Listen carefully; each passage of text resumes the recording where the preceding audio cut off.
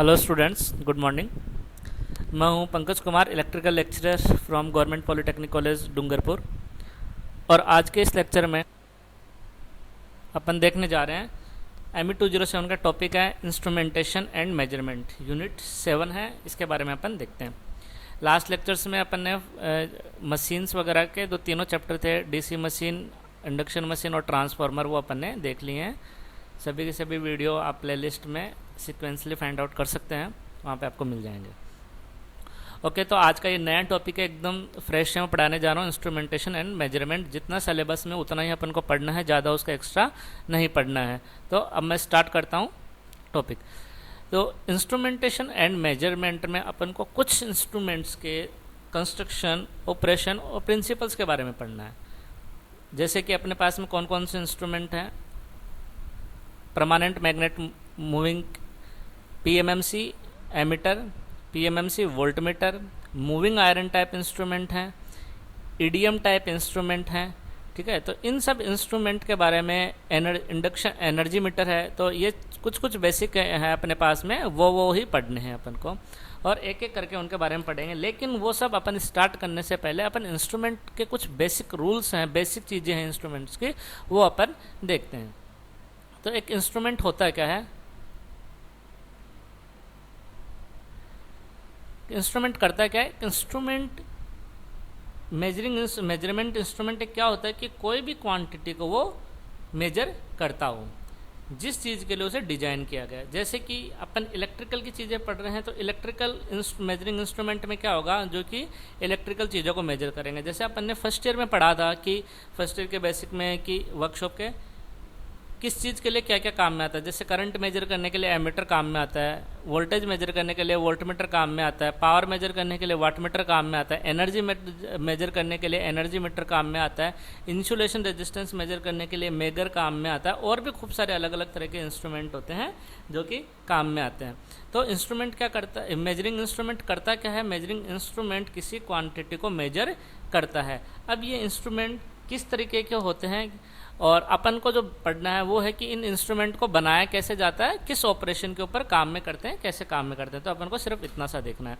तो सबसे पहले इंस्ट्रूमेंट कितने टाइप के होते हैं? इंस्ट्रूमेंट को बेसिकली दो भागों में बांटा है, दो तरह के इंस्ट्रूमेंट में बांटा गया है: प्राइमरी इंस्ट्रूमेंट और सेकेंडरी इंस्ट्रूमेंट।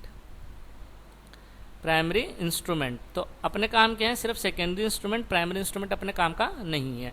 प्राइमरी इंस्ट्रूमेंट होता है क्या, सिर्फ इतना समझ लो। प्राइमरी इंस्ट्रूमेंट, ट्रू इंस्ट्रूमेंट यही होते हैं, यानी कि किसी भी चीज़ के स्टैंडर्डाइजेशन के लिए किसी दूसरे इंस्ट्रूमेंट का कैलिब्रेशन करना हो। आगे समझ में आ गया कैलिब्रेशन क्या होता है? To calibrate other instrument.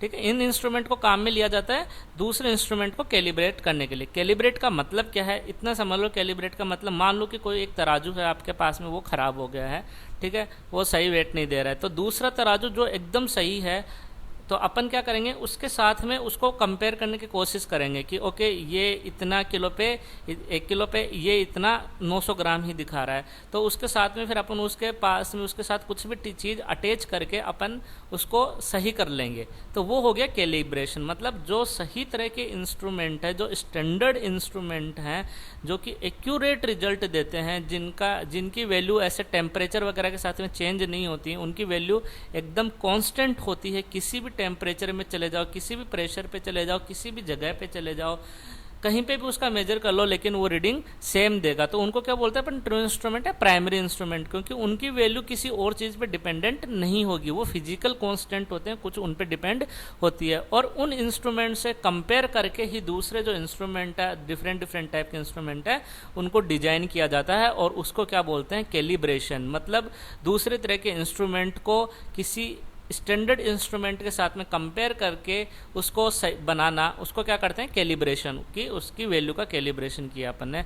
तो प्राइमरी इंस्ट्रूमेंट जो हैं वो दूसरे इंस्ट्रूमेंट को कैलिब्रेट करने के लिए काम में आते हैं। इस तरह के इंस्ट्रूमेंट होते हैं जो वो होते हैं प्राइमरी इंस्ट्रूमेंट।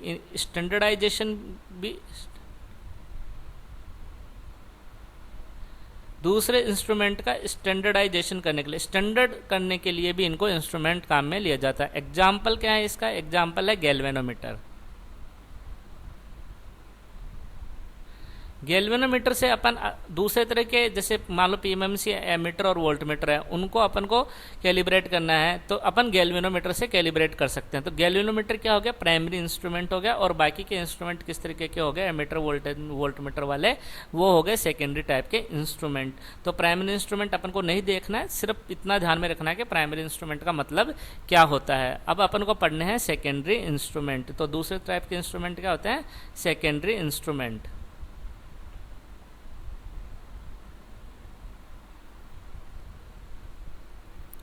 तो सेकेंडरी इंस्ट्रूमेंट मतलब जो भी इलेक्ट्रिकल क्वांटिटी को मेजर करते हैं ये, ठीक है, ये प्राइमरी इंस्ट्रूमेंट नहीं है। तो इनको आगे क्लासिफाइड किया जाता है। इनका क्लासिफिकेशन सेकेंडरी इंस्ट्रूमेंट के ये भी 3 तरह के होते हैं। ये 3 तरह के कौन कौन से होते हैं? ये होते हैं, एक तो इंडिकेटिंग टाइप इंस्ट्रूमेंट,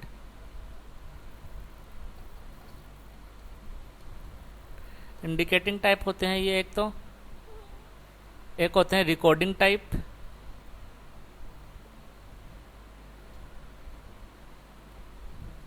और एक होते हैं integrating type instrument.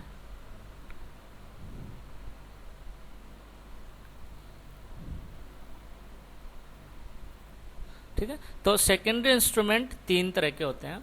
Indicating type instrument होते हैं, रिकॉर्डिंग टाइप इंस्ट्रूमेंट होते हैं, और एक इंटीग्रेटिंग टाइप इंस्ट्रूमेंट होते हैं। इन तीनों का क्या मतलब है, क्या क्या डिफरेंस है, वो अपन देख लेते हैं। तो इंटीग्रेटिंग टाइप के इंस्ट्रूमेंट में क्या होगा? ये इंस्ट्रूमेंट क्या करेंगे? जब भी अपन कोई वैल्यू मेजर करने जाएंगे, वोल्टेज मेजर करने गया या करंट मेजर करने के, तो उस इंस्टेंट पे उसकी रीडिंग क्या है वो ही सीधा उस पर दिखा देंगे। ठीक है, एग्जाम्पल के लिए मान लो जैसे बाइक का मीटर है, जिस टाइम पे जो स्पीड हो रही होती है वो ही रीडिंग उस पर दिखाता है। मान लो 50 के एमपीएच है, चेक किया 50 के एमपीएच, मतलब उस टाइम पे 50 के एमपीएच। किसी पे बाद में देखा 60 के एमपीएच है तो 60 के एमपीएच। लेकिन आप 5 मिनट बाद में ये देखने चाहोगे कि मेरी स्पीड 5 मिनट पहले क्या थी, तो वो नहीं बताएगा वहाँ पे। वो क्या बताएगा? करंट जो वैल्यू है, इंस्टेंटेनियस जो वैल्यू है, सिर्फ वो ही उसमें दिखाएगा। ओके, और ये भी नहीं बताएगा कि है ना कंबाइंडली आपकी एवरेज स्पीड कितनी है, कि पहले 50 थी, फिर 40 आई, फिर 30 आई, तो वो भी नहीं बताएगा। वो बताएगा सिर्फ करंट स्पीड कितनी है। तो ये क्या बताते हैं? ये बताते हैं रीडिंग के टाइम पे जो करंट वैल्यू होती है ना, वो अपने इंस्ट्रूमेंट के डिस्प्ले पे आएगी। तो display current value of reading.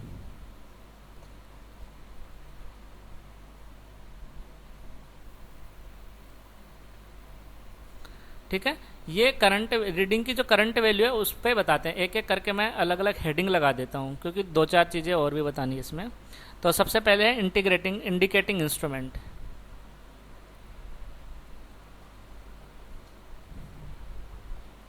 Indicating instrument के अंदर क्या है, ये क्या बताते हैं? ये डिस्प्ले क्या करते हैं? ये displace current value of reading. Notes भी बनाते जाना साथ में, बस इतना ही बनाना है नोट्स में भी। तो ये करंट वैल्यू ऑफ रीडिंग को डिस्प्ले करेंगे। अब डिस्प्ले अलग अलग टाइप के हो सकते हैं। डिस्प्ले जैसे एनालॉग भी डिस्प्ले हो सकता है या डिजिटल भी हो सकता है। तो एक बार अपन डिस्प्ले के बारे में भी समझ लेते हैं, क्योंकि मान लो इंस्ट्रूमेंट तुम्हारे सामने रख दिया और पूछ लिया किसी ने इसमें रीडिंग मेजर करके बताओ, तो कैसे बताओगे? तो थोड़ा उसके बारे में भी अपन एक बार देख लेते हैं। इसी के अंदर इंडिकेटिंग इंस्ट्रूमेंट क्या होता है वो अपन को पता चल गया कि जो कि करंट वैल्यू को रीड कर दिखाएगा डिस्प्ले पे, न कि पास्ट वैल्यू या फ्यूचर वैल्यू को नहीं दिखाएगा, और न ही कुछ एवरेज चीज़ें बताएगा कि 3-4 घंटे की या 1 घंटे की पुरानी रीडिंग्स को नोट करके कंटिन्यूसली या एवरेज चीज़ बता दे, तो वो भी नहीं बताएगा। तो ये हो गया इंडिकेटिंग इंस्ट्रूमेंट जो डिस्प्ले करते हैं। डिस्प्ले एनालॉग और डिजिटल टाइप कैसी भी हो सकते हैं। डिजिटल टाइप की कैसी होती है? जैसे आजकल की बाइक में अपने आता है कि सीधा दिखा देगा 20 किलोमीटर पर आवर या 30 किलोमीटर पर आवर। ठीक है, इस तरीके से दिखा देगा सीधे 20, 30, 40, 50 इस तरीके से। और एनालॉग इंस्ट्रूमेंट क्या होते हैं? एनालॉग इंस्ट्रूमेंट होते हैं निडल टाइप के इंस्ट्रूमेंट, जिनमें एक निडल होती है। इस तरीके से एक स्केल होगा और यहाँ पे 0 है, यहाँ पे 100 है। ठीक है, और यहाँ से यहाँ पे एक निडल होगी, स्टार्टिंग में यहाँ पे होगी, और ये अपने इसको इस तरीके से यहाँ से लेके यहाँ तक दिखाएगा। ठीक है, कितना भी हो सकता है। और बीच में यहाँ पे जैसे लिखा होता है 10, 20, ठीक है, 50 यहाँ पे, और यहाँ पे हो गया 100। ठीक है, इस तरीके से पूरा अलग अलग लिखा हुआ होता है। और 0 से लेके 10 तक कितनी छोटी छोटी 10 लाइनें खींची रहती है, 1 2 3 4 5 6 7 8 9, और एक बीच में 5 पे एक बड़ी लाइन होती है। तो कुछ इस तरीके का जो एनालॉग इंस्ट्रूमेंट है वो दिखाई देता है। और अपन इससे यहाँ पे देखते हैं कि ये जो नीडल जहाँ पे जा रही है, जैसे 50 पे आगे तो स्पीड कितनी होगी 50 किलोमीटर पर आवर, 20 पे आगे तो 20 किलोमीटर पर आवर, 10 और 20 के बीच में आ रही है तो अपन देखते हैं कि कितने नंबर पे आ रही है। जैसे 10 और 20 के जस्ट बीच में आ रही है, बड़ी वाले पे आ रही है तो कितनी हो गई 15। और मान लो 10 और 20 के बीच में किसी दूसरे नंबर पे आ रही है तो कितनी हो गई 12 किलोमीटर पर आवर। तो वहाँ पे वो लिखा हुआ नहीं रहेगा, अपन को चेक करना पड़ेगा कि 10 और 20 के बीच में कितने पॉइंट हैं और हर एक पॉइंट की कितनी वैल्यू है, उस हिसाब से अपन को पता करना पड़ेगा। तो वो फर्स्ट ईयर में भी अपन ने देखा था इंस्ट्रूमेंट्स के अंदर। तो इस तरीके के इंस्ट्रूमेंट होते हैं, वो होते हैं एनालॉग टाइप के इंस्ट्रूमेंट होते हैं। ये होते हैं वो डिजिटल टाइप के होते हैं। एक एनालॉग इंस्ट्रूमेंट में इस तरीके का भी होता है, जैसे इसमें तो क्या है 0 से लेके 100 तक ही बता रहे हैं, 0 से 500 जो भी होगा, लेकिन स्टार्ट कहाँ से हो रहा है 0 से। यदि 0 से कम मान लो कि नेगेटिव साइड है, जैसे कि वोल्टेज है जो कि अपोजिट डायरेक्शन में वोल्टेज अपना नेगेटिव वोल्टेज लगा रखा है, तो नीचे की तरफ नहीं बताएगा, वो 0 की तरफ बताएगा और नीचे की तरफ जाके कोशिश करेगा और नेडल टूटने के चांस रहेंगे। तो एक इंस्ट्रूमेंट इस तरीके के भी आते हैं जिसके अंदर 0 बीच में होता है। 0 बीच में होगा, मान लो 50 का है तो -50 इधर, +50 इधर। और जो निडल है बेसिक कंडीशन में कहाँ पे रहेगी, यहाँ पे बीच में रहेगी। और वो इधर भी तरफ भी जा सकती है और इधर की तरफ भी जा सकती है। यदि पॉजिटिव वैल्यू है तो इधर की तरफ जाएगी और नेगेटिव वैल्यू है तो इधर की तरफ जाएगी। तो ये दोनों किस तरीके के हो गए, एनालॉग टाइप के इंस्ट्रूमेंट हो गए। और ये हो गया डिजिटल एनालॉग टाइप का डिस्प्ले हो गया, ये डिजिटल डिस्प्ले हो गया। ठीक है, तो ये इंडिकेटिंग इंस्ट्रूमेंट में अपन ने देख लिया। तो इंडिकेटिंग इंस्ट्रूमेंट जो है, जो करंट वैल्यू को इंडिकेट करता है, इस तरीके के एग्जाम्पल क्या हैं जो जिन इंस्ट्रूमेंट के अंदर इंडिकेटिंग टाइप का इंस्ट्रूमेंट काम में लेते हैं, तो वो हैं अपने सिलेबस में जो हैं उनमें से ही बता देता हूँ सिर्फ। PMMC, ammeter, voltmeter. ठीक है, एक है मूविंग आयरन एमीटर वोल्टमीटर, एक है EMMC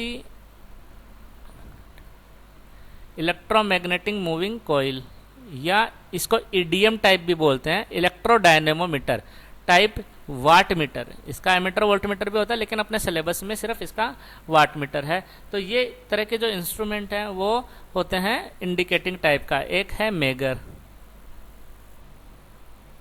मेगर भी जो है वो किस तरीके का है, इंडिकेटिंग टाइप का इंस्ट्रूमेंट है। अब उसके बाद में है नेक्स्ट, इंडिकेटिंग टाइप में इतना ही है। दूसरा है अपना recording type.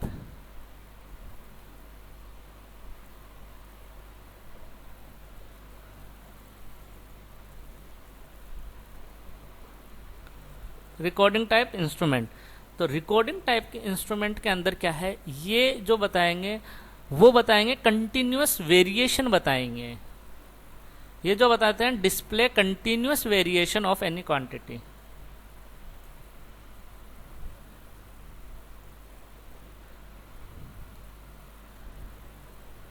Continuous variation of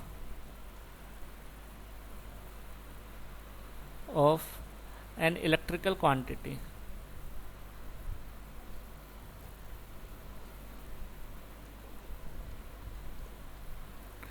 मतलब ये इनमें क्या होगा, जैसे कि अपना ग्राफ होता है, ठीक है, तो ग्राफ के अंदर ये मान लो एक्स वाई ग्राफ है, एक्स वाई है, तो पहले ये थी, फिर ये ऐसे बढ़ती जा रही है, ऐसे तो जा रही है। तो इस टाइप का जो होगा उसको क्या बोलते हैं, इस जो डिस्प्ले होगा कुछ ग्राफिकल टाइप का डिस्प्ले होगा जिसके अंदर वो कंटिन्यूअस वेरिएशन बताता जाएगा। जैसे अभी पहले 10 किलोमीटर पर आवर है, फिर 12 हुई, फिर 15 हुई, फिर 4 हुई, फिर 16 हुई। तो वो कंटिन्यूअसली वेरिएशन जो जितना उसका डिस्प्ले साइज है उस डिस्प्ले साइज के हिसाब से, और अपन ने जो भी उसके अंदर कोऑर्डिनेट फिक्स किए हैं कि उस डिस्प्ले के हिसाब से वो कंटिन्यूअस वेरिएशन को शो करेगा। तो इस तरीके के एग्जाम्पल, इस तरह के इंस्ट्रूमेंट के एग्जाम्पल क्या है, जैसे कि CRO आपने देखा होगा, storage CRO cathode ray oscilloscope, first year में आपने देखा होगा, लैब के अंदर दिखाया था। ठीक है, और जैसे XY रिकॉर्डर, यानी कि इस तरह के XY डिस्प्ले होगी एक, कंटिन्यूस वेरिएशन वो भी दिखाएगा।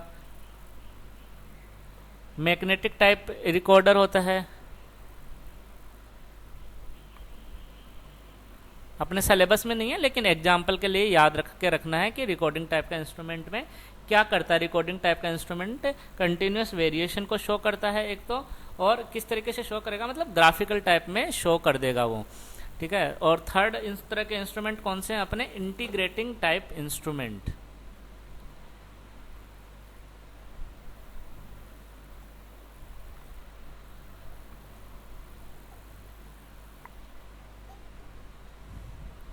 इंटीग्रेटिंग टाइप इंस्ट्रूमेंट, तो इंटीग्रेटिंग टाइप इंस्ट्रूमेंट में क्या होता है, इंटीग्रेटिंग टाइप इंस्ट्रूमेंट में क्यूमुलेटिव आंसर बताता है। क्यूमुलेटिव से क्या मतलब है, जैसे कि सबसे पहले इंडिकेटिंग में क्या बताया मैंने, करंट वैल्यू को दिखा रहा है। रिकॉर्डिंग टाइप में क्या बताया मैंने, पास्ट वैल्यू को भी वो कंटिन्यूस, पास्ट का जिससे कंटिन्यूस जो वेरिएशन आ रहा है उस पूरे वेरिएशन को भी दिखाता जाएगा कि वैल्यू जो हो रही है वो किस तरीके से चेंज होती हुई आ रही हैं।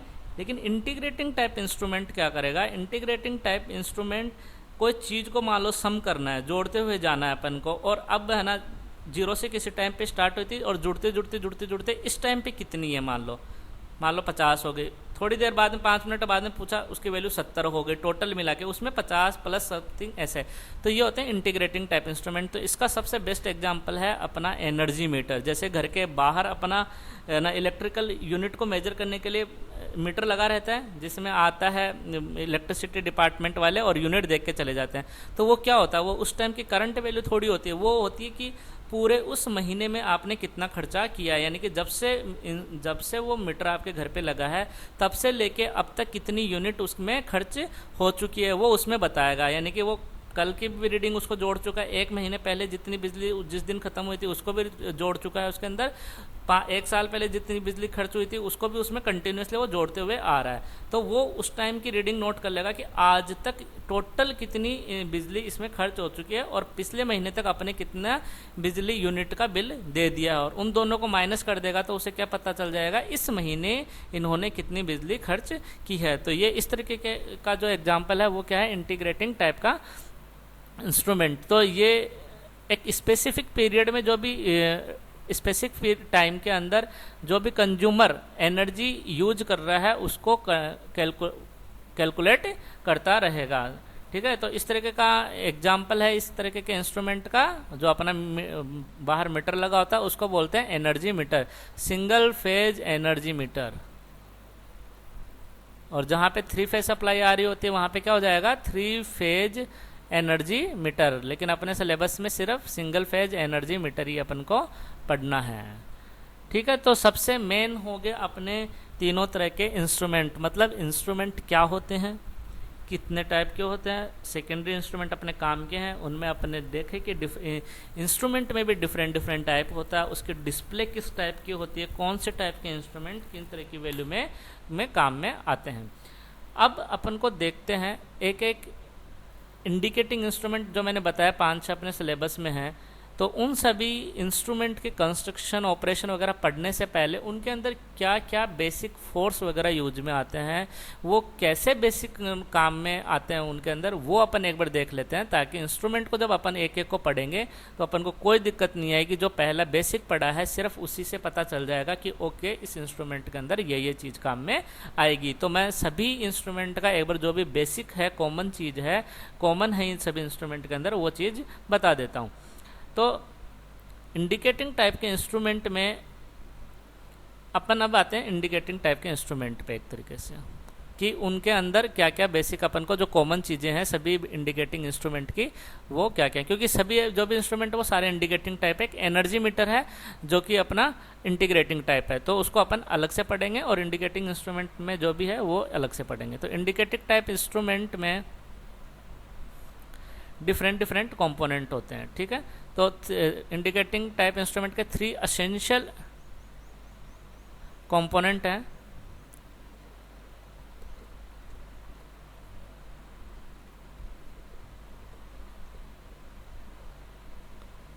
वो देख लेते हैं। नंबर 1 है डिफ्लेक्टिंग टॉर्क।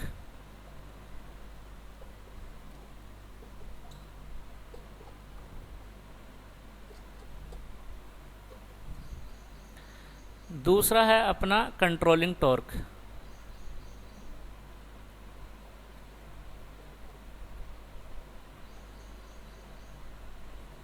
और तीसरा है अपना डैम्पिंग टॉर्क।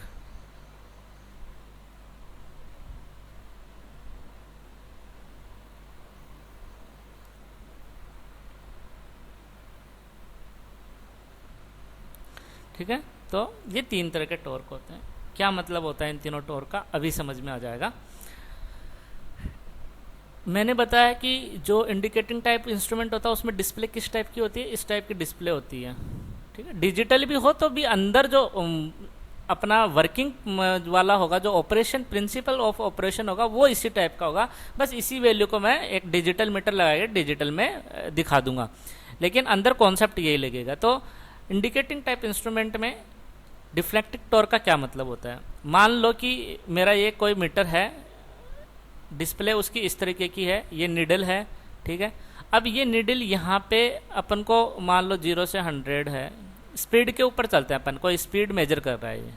इलेक्ट्रिकल चीज़ों पे बाद में आएंगे, समझ में इजी आ जाएगा। यहाँ पे ये निडल है, यहाँ 0 से लेके 100। ठीक है, अब मान लो आपकी बाइक चल रही है 50 पे, तो ये 0 से लेके 50 पे आएगी। ये निडल कहाँ पे शो होगी, यहाँ पे शो होगी। बेसिक कंडीशन में कहाँ पे रहेगी ये निडल, हमेशा 0 पे रहेगी। तो इसको 50 पे जाने के लिए एक कोई ना कोई फोर्स लगेगा इसके ऊपर, इधर की तरफ एक टॉर्क लगेगा। रोटेशन वाला है इसलिए क्या होगा, टॉर्क बोलेंगे। यदि पुश करने वाला है, डिस्प्लेसमेंट टाइप का होता है तो उसको क्या बोलते हैं अपन, फोर्स बोलते हैं यहाँ पे। लेकिन रोटेशन में है इसलिए इसको क्या बोलेंगे, टॉर्क। टॉर्क क्या करता है अपना, यानी एक तरीके से फोर्स की तरह ही होता है। तो इस नीडल को यहाँ से लेके यहाँ तक पहुँचाने के लिए एक टॉर्क की ज़रूरत होगी, और इस टॉर्क को क्या बोलते हैं अपन, डिफ्लेक्टिंग टॉर्क। डिफ्लेक्टिंग का मतलब होता है किसी चीज़ को डिफ्लेक्ट करना, एक डायरेक्शन में उसको आगे की तरफ पुश करना, तो इसको बोलेंगे अपन डिफ्लेक्टिंग टॉर्क। तो यहाँ पे इस नीडल के साथ में अपन इस तरीके का कोई फिनोमिना लगाएंगे, मैग्नेट वगैरह कुछ ऐसी फिजिकल चीज़ें लगाएंगे कि जैसे ही वहाँ पे स्पीड 50 किलोमीटर पर आवर की जाएगी तो इसके ऊपर एक टॉर्क लगेगा, और वो टॉर्क किस तरीके से क्या करेगा, वो टॉर्क इस निडल को इधर की तरफ पुश करने की कोशिश करेगा। ठीक है, वो इधर की तरफ पुश करने की कोशिश करेगा इस स्पीड के हिसाब से। दूसरा टॉर्क है कंट्रोलिंग टॉर्क। अब नीडल पे एक फोर्स लग रहा है, वो नीडल का फोर्स किधर की तरफ जा रहा है, अपना इधर राइट डायरेक्शन में, क्लॉकवाइज डायरेक्शन में ये नीडल है वो जाती जा रही है। लेकिन अपन को फिक्स कहाँ पे करना है, यहाँ पे हो जानी चाहिए। तो यदि अपने सिर्फ डिफ्लेक्टिंग टॉर्क लगाए तो वो क्या होगी, ये नीडल घूमते घूमते घूमते आगे जाती जाएगी और आगे आगे आगे जाती जाएगी, कहीं पे रुकेगी नहीं। तो ये नीडल इस पे यहाँ पे रुक जाए या यहाँ पे रुके या यहाँ पे रुके, जो भी क्वांटिटी अपनी आ रही है उस हिसाब से उसके लिए एक अपोजिट डायरेक्शन में एक टॉर्क लगता है जिसको बोलते हैं कंट्रोलिंग टॉर्क। कंट्रोलिंग टॉर्क क्या होता है, डिफ्लेक्टिंग टॉर्क के अपोजिट साइड में लगेगा और वो उस नीडल को एक जगह पे जाके फिक्स कर देगा, जो जितनी क्वांटिटी के हिसाब से जहाँ पे फिक्स होनी चाहिए। तो ये डिफ्लेक्टिंग टॉर्क इसे क्लॉकवाइज डायरेक्शन में पुश करेगा, तो कंट्रोलिंग टॉर्क इसके एंटी क्लॉकवाइज टॉर्क लगाएगा, और उसकी वैल्यू किस तरीके से होगी, उस टॉर्क की जनरेटेड टॉर्क की वैल्यू जिस हिसाब से अपनी क्वांटिटी, जिस क्वांटिटी की वैल्यू जितनी है उस हिसाब से वो टॉर्क जनरेट हो जाएगा। तो ये होता है अपना कंट्रोलिंग टॉर्क और डिफ्लेक्टिंग टॉर्क। डिफ्लेक्टिंग टॉर्क उसे राइट क्लॉकवाइज डायरेक्शन में पुश करने की कोशिश करेगा, तो कंट्रोलिंग टॉर्क उसके एंटी क्लॉकवाइज डायरेक्शन में पुश करने की कोशिश करेगा, और निडल है वो एक जगह पे जाके सेट हो जाएगी। डैम्पिंग टॉर्क क्या है, जब डिफ्लेक्टिंग टॉर्क राइट साइड में लग रहा है और controlling torque anti clockwise direction में लग रहा है, तो ये जो निडल है जब यहाँ पे इस वैल्यू के पास में पहुंचेगी तो ये थोड़े ऑसिलेशन करेगी, टू डाई आउट ऑसिलेशंस।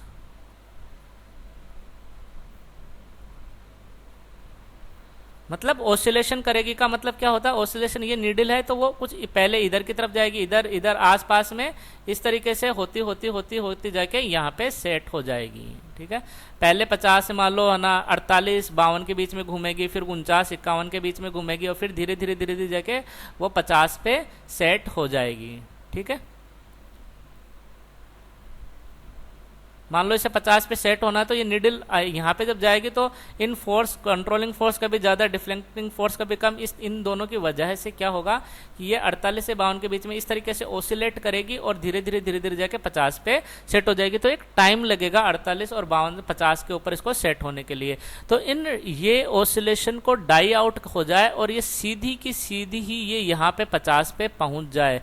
इसलिए यानी कि इस ऑसिलेशंस को ख़त्म करने के लिए एक अलग तरह का टॉर्क जनरेट होता है, जिसे क्या बोलते हैं, डैम्पिंग टॉर्क। ये ऑसिलेशंस के अगेंस्ट में लगता है और ऑसिलेशंस को ख़त्म कर देता है, और अपनी निडल जो है एक जगह पे डायरेक्टली 50 पे जाके सेट हो जाती है। 48 और 52 इस तरीके से वो बीच में नहीं घूमेगी। तो इंडिकेटिंग टाइप के इंस्ट्रूमेंट में वैल्यू को डिस्प्ले करवाने के लिए जो टॉर्क लगते हैं वो 3 तरह के टॉर्क हैं मेनली। डिफ्लेक्टिंग टॉर्क, जो कि इसे क्लॉकवाइज मतलब पहले पुश करेगा जहाँ पे अपन को ये नीडल को सेट होना है।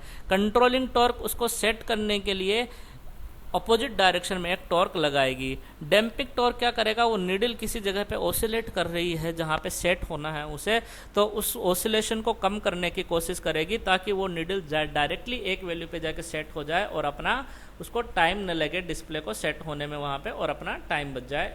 ठीक है। कंट्रोलिंग टॉर्क का एक काम और है, मान लो अपन वैल्यू मेजर कर रहे हैं किसी चीज़ की, वो 50 पे आके रुक गई है, ठीक है, और अब अपनी लाइट चली गई क्योंकि इलेक्ट्रिकल क्वांटिटी को चेक कर रहे हैं अपन। तो यदि लाइट चली गई तो क्या होगा, अपनी वो जो डिफ्लेक्शन की वजह से वो नीडल है वो वहीं पे ही अटकी रह जाएगी। कितने पे, 50 पे ही अटकी रह जाएगी। लेकिन यदि वहाँ पे कंट्रोलिंग टॉर्क है तो क्या होगा, डिफ्लेक्टिंग टॉर्क की वैल्यू जैसे ही 0 होगी कंट्रोलिंग टॉर्क आ जाएगा वहाँ पे, क्योंकि डिफ्लेक्शन हट गया वहाँ पे, और कंट्रोलिंग टॉर्क की वजह से वो 0 पे वापस से आ जाएगी। तो कंट्रोलिंग टॉर्क के 2 काम है, एक तो अपोजिट डायरेक्शन में लग के किसी एक वैल्यू पे उस नीडल को सेट करना, और दूसरा क्या है, इसे पुश करके वापस से 0 पे लेके आना जब यह वर्किंग कंडीशन में नहीं है।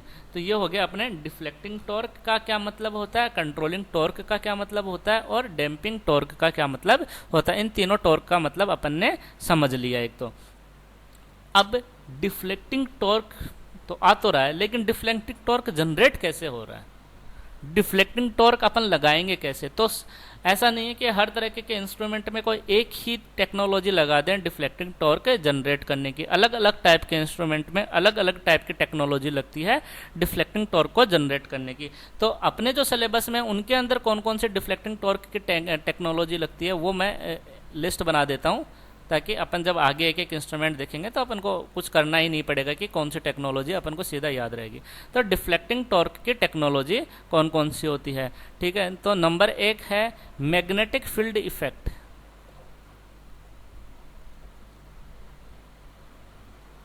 मैग्नेट लगाएंगे और उस मैग्नेटिक फील्ड इफेक्ट की वजह से एक टॉर्क जनरेट होगा जिसे अपन डिफ्लेक्टिंग टॉर्क कहेंगे। वो किस किस तरह के इंस्ट्रूमेंट में ये वाला टेक्नोलॉजी काम में आएगा, पीएमएमसी टाइप के एमीटर और वोल्टमीटर में ये इंस्ट्रूमेंट इस तरीके की टेक्नोलॉजी काम में आएगी। और ईडीएम टाइप या ईएमएमसी टाइप के जो इंस्ट्रूमेंट है उनके अंदर ये टेक्नोलॉजी काम में आएगी। कौन सी, मैग्नेटिक फील्ड इफेक्ट की। इसलिए जब भी अपन पीएमएमसी और ईडीएम टाइप का वाटमीटर पढ़ेंगे तो मैं वहाँ पे सीधे बोल दूंगा कि मैग्नेटिक फील्ड इफेक्ट अपन यहाँ पे काम में ले रहे हैं डिफ्लेक्टिंग टॉर्क के लिए। दूसरा आता है अपना इलेक्ट्रोमैग्नेटिक फील्ड इफेक्ट।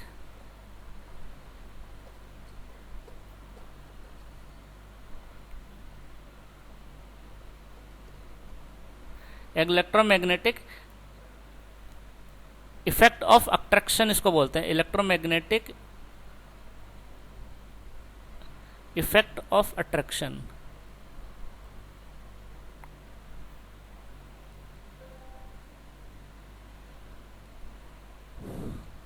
और रिपल्सन, ये वाली जो टेक्नोलॉजी है वो काम में आती है मूविंग आयरन टाइप के एमीटर और वोल्टमीटर में काम में आती है, ठीक है। मैग्नेटिक फील्ड इफेक्ट किस में काम में आएगा, पीएमएमसी में। इसमें परमानेंट मैग्नेट लगी होती है इसलिए इसका नाम भी परमानेंट मैग्नेट है।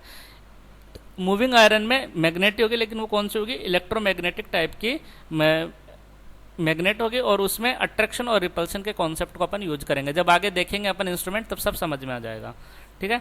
उसके बाद में अपना क्या बच गया, इंडक्शन टाइप का एनर्जी मीटर। तो उसमें कौन सा आता है, उसमें इलेक्ट्रोमैग्नेटिक इंडक्शन इफेक्ट काम में आता है। इलेक्ट्रोमैग्नेटिक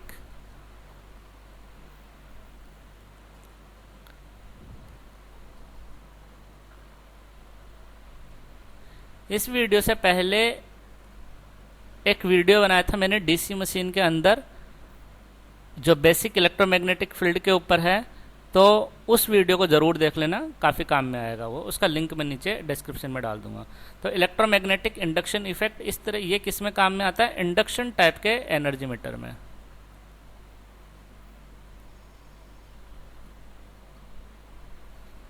इंडक्शन टाइप का जो एनर्जी मीटर है, उस तरह के इंडक्शन टाइप के एनर्जी मीटर में अपना कौन सा काम में आता है? इलेक्ट्रोमैग्नेटिक इंडक्शन इफेक्ट जो आएगा वो इंडक्शन टाइप के एनर्जी मीटर में लगेगा। ठीक है, तो ये तीनों डिफ्लेक्टिंग टॉर्क की टेक्नोलॉजी हैं जो कि अपने इन इंस्ट्रूमेंट में लगेगी। और भी तरह की टेक्नोलॉजी होती है, लेकिन वो मैं नहीं बता रहा हूँ, क्योंकि अपन को सिर्फ इतने ही टाइप के जो इंस्ट्रूमेंट है वो अपन को पढ़ने हैं। ठीक है, तो ये हो गया अपना डिफ्लेक्टिंग टॉर्क के टेक्नोलॉजी। उसके बाद में डिफ्लेक्टिंग टॉर्क के बाद में क्या बताया है मैंने? कंट्रोलिंग टॉर्क बताया है और डैम्पिंग टॉर्क बताया है। तो कंट्रोलिंग टॉर्क कौन से इंस्ट्रूमेंट में किस तरह का कंट्रोलिंग टॉर्क लगेगा, क्योंकि कंट्रोलिंग टॉर्क को भी जनरेट करने की डिफरेंट डिफरेंट टेक्नोलॉजी है।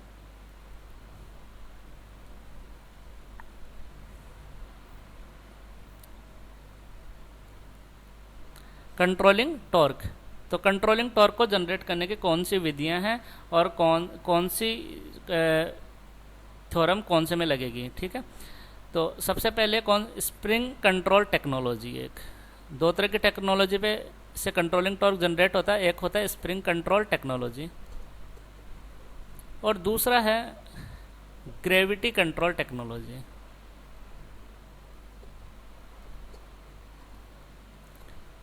तो अपने जो सिलेबस में है उनमें ग्रेविटी कंट्रोल टेक्नोलॉजी किसी भी तरह इंस्ट्रूमेंट में नहीं लगती है। अपने जो वो हैं वो स्प्रिंग कंट्रोल टेक्नोलॉजी लगती है। उसमें भी दो तरीके की स्प्रिंग होती हैं।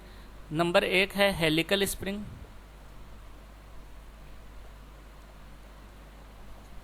और जो दूसरी है वो है स्पाइरल स्प्रिंग।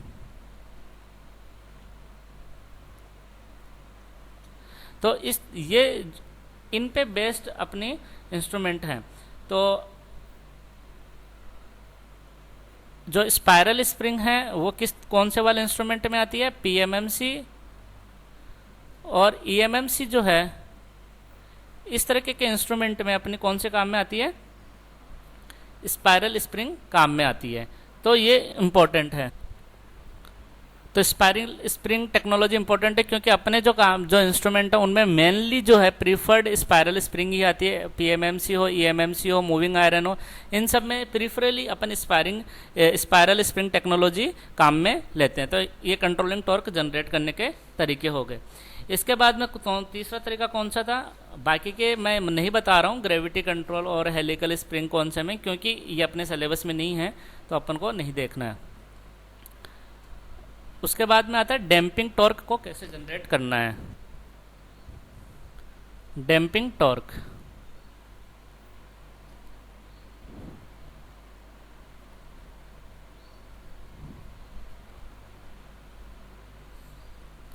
डैम्पिंग टॉर्क को जनरेट करने के तरीके तो अलग अलग तरीके हैं, लेकिन जो अपने काम में आएंगे उन तरीके के बारे में देख लेते हैं अपन। तो एक है air friction, air friction damping. ये क्या होता है, कैसे यूज में आता है, ज़्यादा डेप्थ में नहीं जाना है, इसे अपन देख भी नहीं रहे हैं, सिर्फ नाम याद रखना है। और जो थोड़ा बहुत है वो इंस्ट्रूमेंट के बारे में जब अपन पढ़ेंगे, पर्टिकुलर इंस्ट्रूमेंट के बारे में, तब अपन को समझ में आ जाएगा। तो एयर फ्रिक्शन डैम्पिंग यूज आती है किसमें? ईएमएमसी और एमआई टाइप के इंस्ट्रूमेंट में ये काम में आती है एयर फ्रिक्शन। और एक है एडी करंट,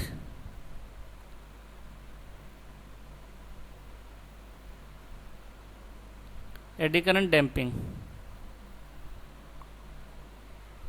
तो ये काम में आती है पीएमएमसी और अपनी इंडक्शन टाइप के इंस्ट्रूमेंट में।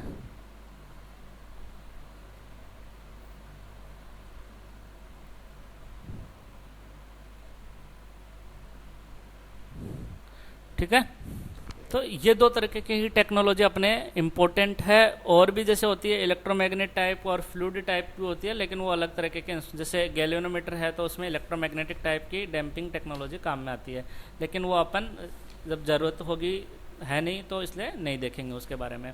तो ये अपनी डैम्पिंग टॉर्क की दो टेक्नोलॉजी इंपॉर्टेंट है अपने लिए, वो अपन ने देख ली है।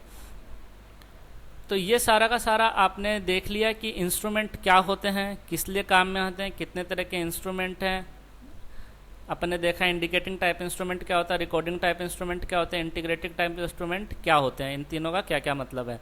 फिर तीनों के बारे में अपन ने देखा कि कौन से तरह के इंस्ट्रूमेंट जो अपने सिलेबस में हैं उनमें कौन से टाइप के इंस्ट्रूमेंट होता है। तो इंडिकेटिंग टाइप किस में होता है वो अपन ने देखा, रिकॉर्डिंग टाइप इंस्ट्रूमेंट का क्या मतलब होता है वो देखा, और इंटीग्रेटिंग टाइप का इंस्ट्रूमेंट अपन ने देखा। तो अब इंडिकेटिंग टाइप इंस्ट्रूमेंट जो कि अपने मोस्टली इंस्ट्रूमेंट जो इस कैटेगरी में ही आते हैं, तो इनके अंदर क्या ऑपरेशन लगता है, क्या प्रिंसिपल होता है इनका, सभी इंस्ट्रूमेंट का अलग है, लेकिन जो कॉमन प्रिंसिपल्स हैं वो अपन ने एक जगह देख लिए हैं कि टॉर्क कैसे जनरेट होगा, डिफ्लेक्टिंग टॉर्क, कंट्रोलिंग टॉर्क कैसे जनरेट होगा, डैम्पिंग टॉर्क कैसे जनरेट होगा। तो इनका क्या मतलब है वो अपन ने पूरा देखा कि डिफ्लेक्टिंग, कंट्रोलिंग और डैम्पिंग टॉर्क का क्या मतलब वो अपन ने पूरा देखा। लेकिन ये टॉर्क जनरेट किस तरीके से होते हैं उनका सिर्फ अपन ने टेक्नोलॉजी का नाम देखा है, लेकिन उस टेक्नोलॉजी को डेप्थ में नहीं देखा, क्योंकि अपन को ज़रूरत नहीं है इतना डेप्थ में जाने की। और जो थोड़ा बहुत अपने काम का है वो अपने जब एक एक इंस्ट्रूमेंट का मैं डायग्राम बनाऊंगा, उसका प्रिंसिपल ऑफ ऑपरेशन बताऊंगा, वर्किंग बताऊंगा, तब आपको समझ में थोड़ा बहुत आ जाएगा। तो कल से मैं एक एक इंस्ट्रूमेंट लूँगा, पहले पीएमएमसी देखेंगे, फिर मूविंग आयरन देखेंगे, फिर ईडीएम टाइप देखेंगे, फिर एनर्जी मीटर देखेंगे, फिर मेगर भी बताऊंगा, मल्टीमीटर बताऊंगा। तो एक एक दिन एक एक इंस्ट्रूमेंट को लेंगे और वो देखेंगे। बट उन सभी से पहले ये वीडियो ज़रूर देख लेना, तभी जाके वो बाद के जो वीडियो हैं वो समझ में आएंगे, अदरवाइज़ नहीं आएंगे। क्योंकि मैं वहाँ पे सीधा नाम लूँगा, deflecting torque, damping torque, controlling torque, बार बार नहीं बताऊँगा कि इन तीनों का क्या मतलब होता है, कौन से टाइप का इंस्ट्रूमेंट है, ये क्या है, क्योंकि वो सारा अपन ने इस वीडियो में क्लियर कर लिया है। तो इस वीडियो को ज़रूर देख लेना और इस वीडियो को शेयर करना। और इस वीडियो से पहले एक और वीडियो देखना है आपको, जो कि डीसी मशीन के अंदर मैंने बताया था एज ए कॉन्सेप्ट, तो वो उसका लिंक मैं यहाँ पे कि फ्लक्स वगैरह कैसे जनरेट होता है उसका लिंक डिस्क्रिप्शन में डाल दूंगा। और दूसरों के साथ शेयर करना है इस वीडियो को, और लाइक करना अच्छा लगे तो। ठीक है स्टूडेंट्स, ओके, थैंक यू।